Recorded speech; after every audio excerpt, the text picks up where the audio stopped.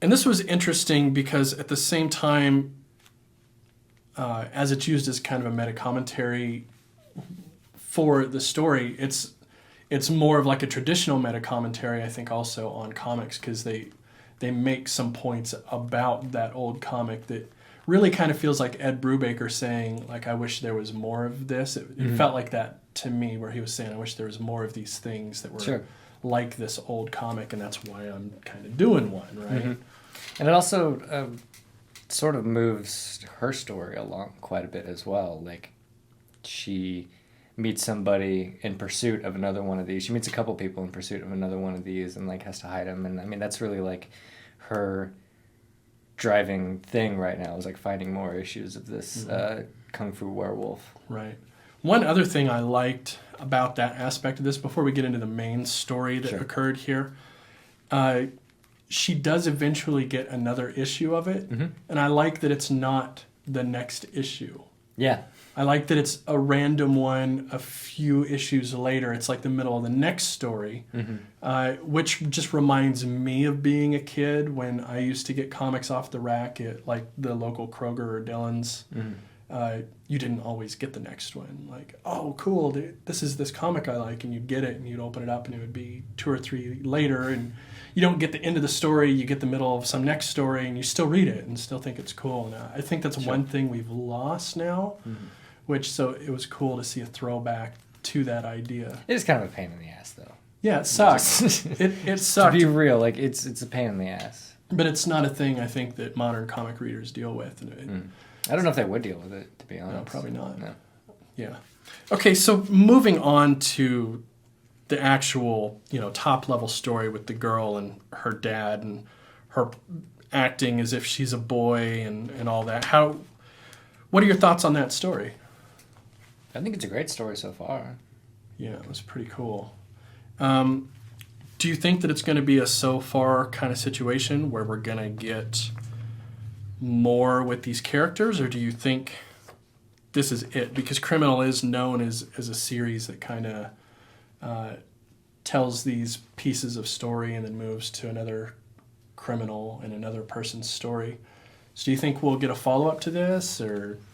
I mean, I hope so. I'd like to think we'll get one at some point, because there's just a lot of... I mean, it seems like they planted a lot of seeds, and it wouldn't make sense to not, like, bring them up at some point. It doesn't give me that feel of, like, a one-and-done, like, conflict resolution type thing, which is usually what you do in, like, one-shot issues. Right. I kind of like the ambiguity. I did not get the feeling... Like, when I got done with this, I didn't think, I bet there'll be more. It didn't even cross my mind. It really felt kind of like that was the intention to...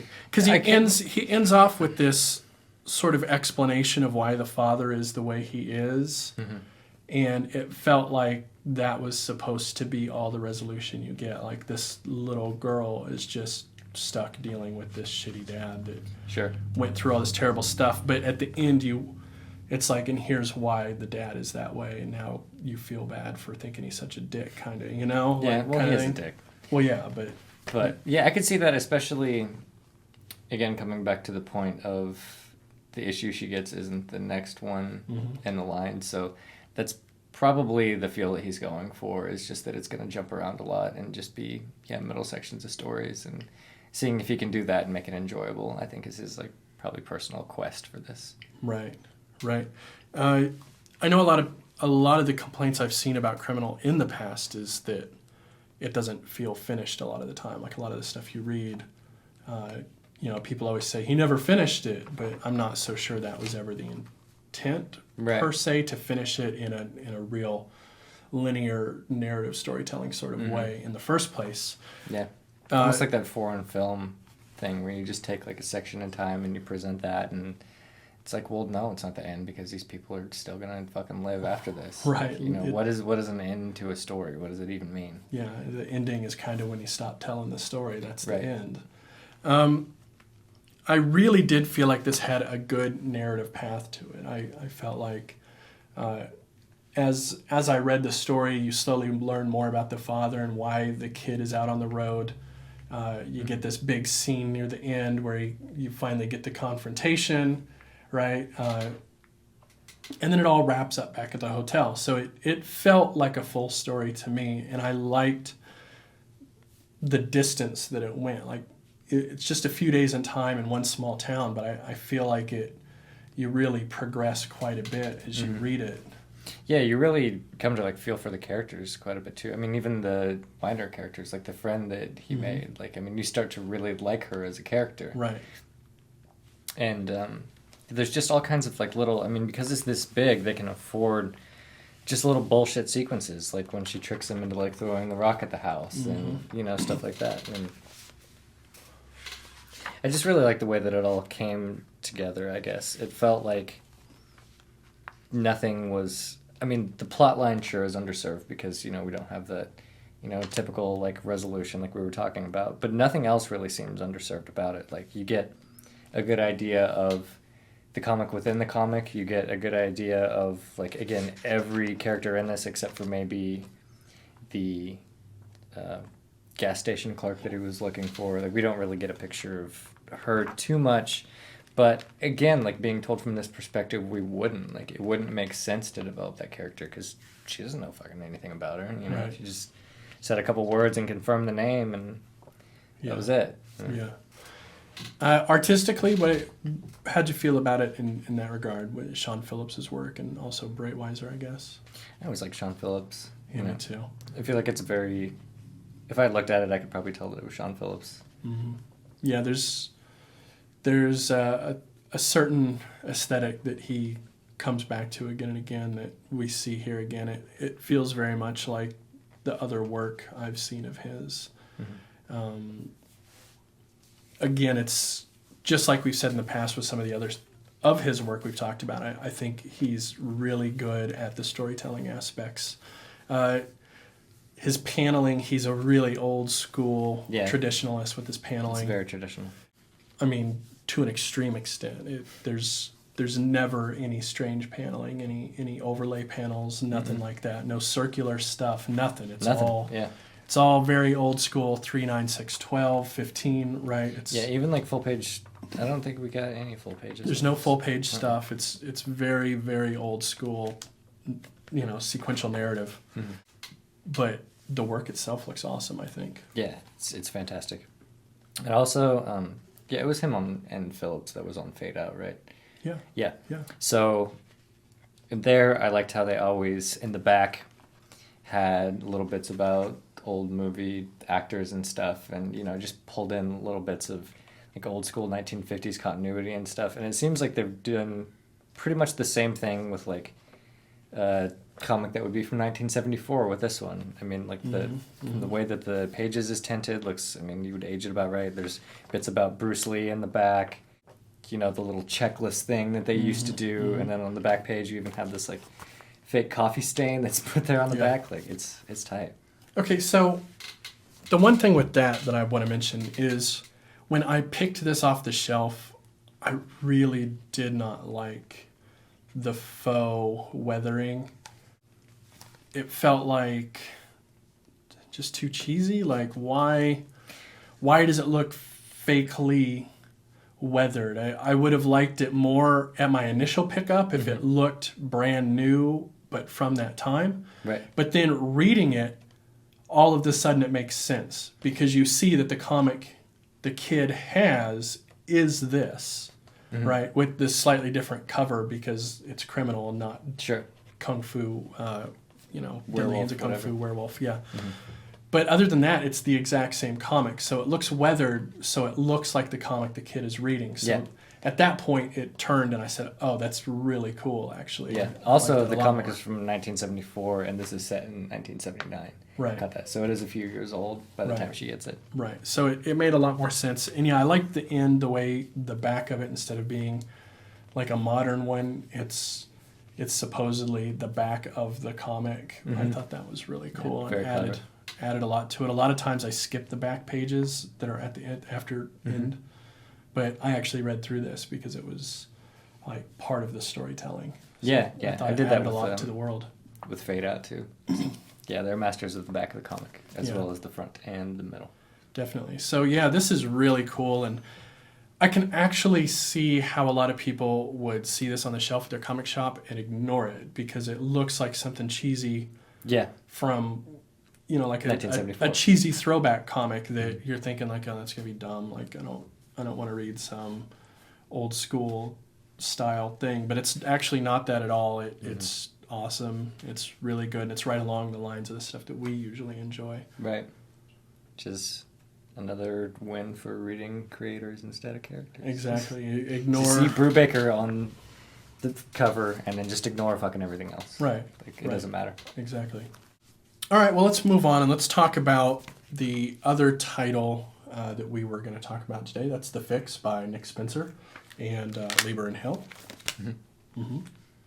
And this came out, I think it was last week. So it's a week and a half, almost 2 weeks old now.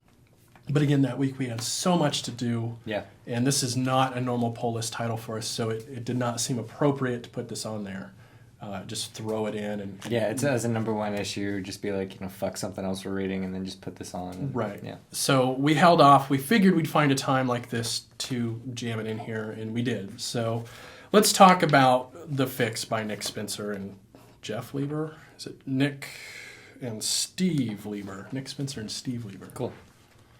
Man, this one's really delicate. Like, I don't know how much I can give away without spoiling it. I mean, I'll say that a lot of it was about trying to be like an old school criminal in like the modern world where hackers are really, I mean, they steal billions of dollars and do all this. They do all like the heavy lifting, so to speak. Mm-hmm.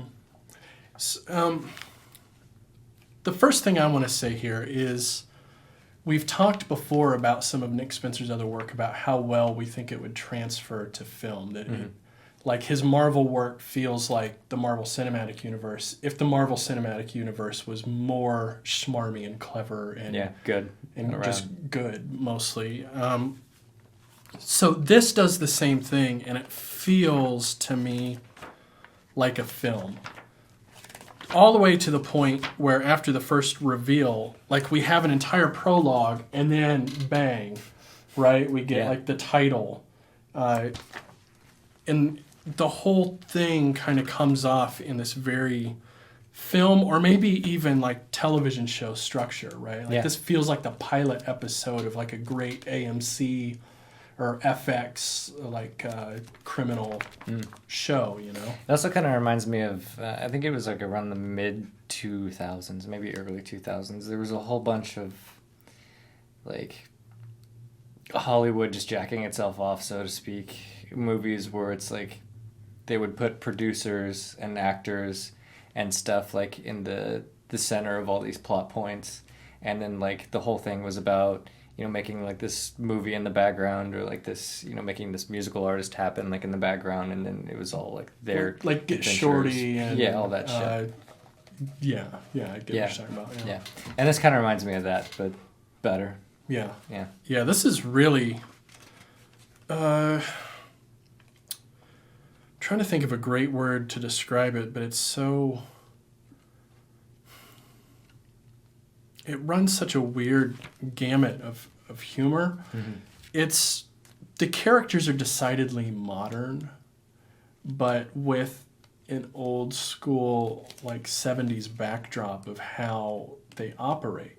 Sure. It's like if you take criminals from a 70s like exploitation crime show or movie and place them into modern times. Yeah, and that's the conflict a lot of the times, right. Is that they are those dudes, but those dudes aren't the dudes that they used to be. Right. How would the guys that like worked for the dudes in like Scarface or Godfather or Casino, like how would those guys get along in 2016? And that's what we get here, right?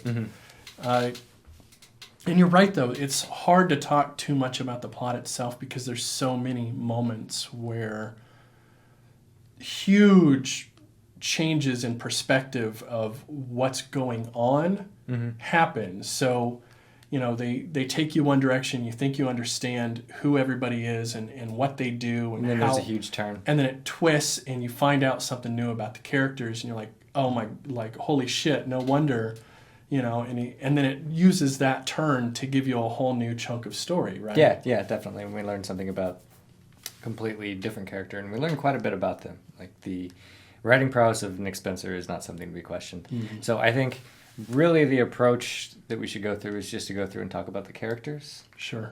So our main two guys, I don't know if they have like a boss and like a sidekick type situation. I think they're just like equal partners. Mm-hmm. But I think we pretty much insinuated by now, are criminals. So what stood out to you about either one of them? I kind of like their dynamic a lot. Like neither of them seem necessarily to be in charge, but he does a good job of showing how they kind of work off of each other and aren't necessarily like one guy's the muscle and one guy's the intellect. Like it's more of like a symbiotic relationship between them where their different personalities are useful in different ways, which I really liked quite a bit. I found that refreshing. I think their motivations for like being in the game that they're in are completely different too. Right. And like the guy in the floral pattern shirt, I don't remember their names, but he's just kind of a weird fucking dude. Yeah. Like he's just into weird shit, I guess. Right. You know, so I think for him this is just like a fucking whatever. Yeah, I'll do that. I don't see anything wrong with it. Sure, you he's know, just kind of an amoral prick, right? Right. Yeah. It seems to be his motivation, like going through life. Like, yeah, fucking whatever, I'll do that. It sounds fun.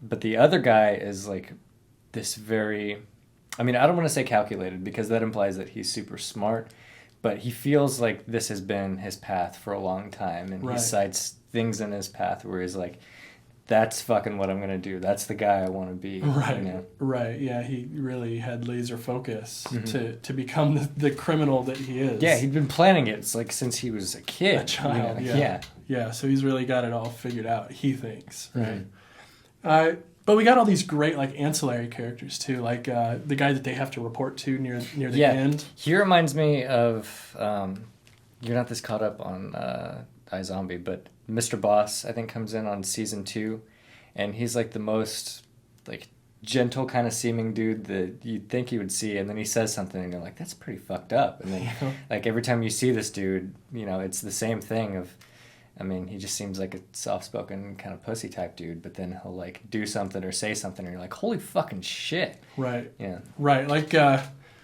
he had this repeating theme where, you know, he's talking about kale chips and you know, he should try this juice, and he's got this nice house. He's talking about raising his kid. He's like a stay-at-home dad, and then he's like, "Do I need to cut your taints out?" Right? Like, they're like, "Whoa!" You know. Yeah.